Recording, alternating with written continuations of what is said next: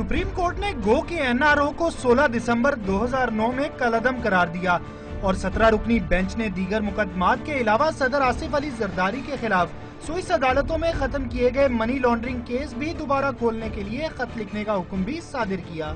इस दौरान 2 बरस जैसे तैसे गुजर गए। इस अरसे में खत तो न लिखा गया, ताहम 2 अटॉर्नी जनरल, सेक्रेटरी कानून और चेयरमैन नैब को घर जाना पड़ा। बिल आखिर अदालत ने 3 जनवरी 2012 को एनआरओ अमल दरामद का मामला फिर उठाया और 10 जनवरी को जवाब मौसूल न होने पर 6 ऑप्शंस दिए गए। 16 जनवरी को वजीर आजम को इजहार वजूह का नोटिस जारी करके तलब किया गया और वो 19 को पेश हुए। इस दौरान भी खत ना लिखा गया तो यूसुफ गिलानी पर 13 फरवरी को फर्द जुर्म आयद कर दी गई। 24 अप्रैल को समाअत मुकम्मल हुई और 26 अप्रैल को वजीर आजम को तलब करके सजा सुना दी गई।